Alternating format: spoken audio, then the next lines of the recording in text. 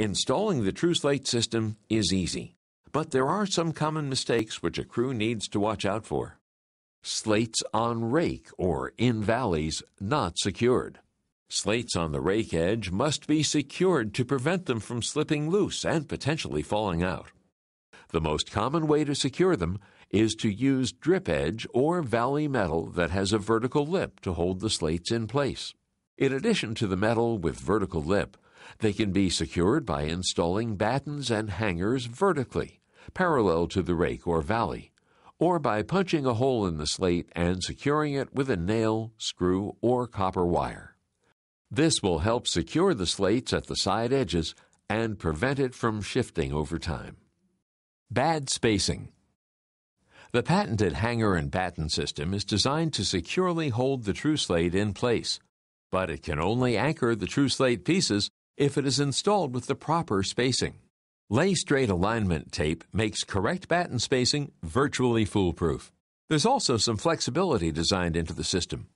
The exposure of the slate can be changed from 10 inches to 10.5 inches or 9.5 inches in order to eliminate any short courses. Do not apply battens to the entire roof at one time. Work in sections to ensure that your spacing is accurate. Remember, the layout established at the beginning of the installation will set the framework for the finished aesthetics of the roof. Color patching. Never pull slates from only one crate.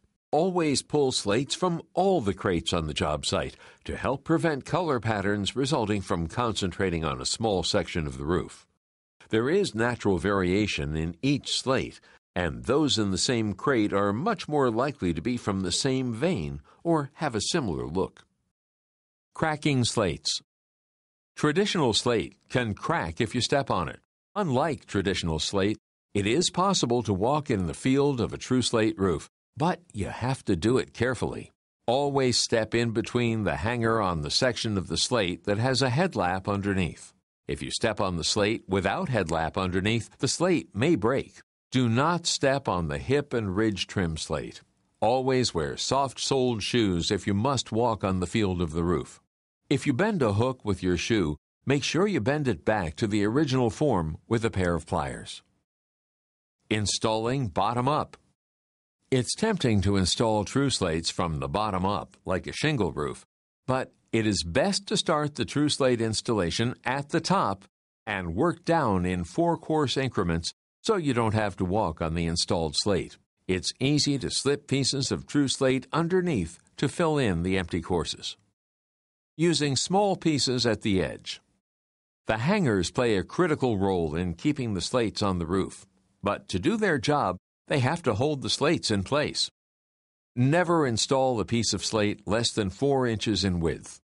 If a measurement calls for a piece less than 4 inches wide, the adjacent piece should be cut back so the small piece is a minimum of 4 inches wide. Cutting long strips of UnderBlock UV and moisture barrier. The UnderBlock product can expand when heat is introduced to it, so if an installer cuts long strips that stretch the entire length of the roof, they end up expanding and sticking out the sides of the roof, causing an unappealing look. The proper method of installation is to cut the strips into 10 to 12-foot sections. Always make sure to use a 12-inch side lap between each section of UnderBlock UV and moisture barrier. Hip and ridge spacers installed later.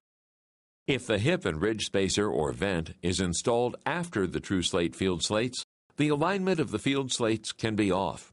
It is important to install hip and ridge spacers or ridge vents first and use them to align the field slates.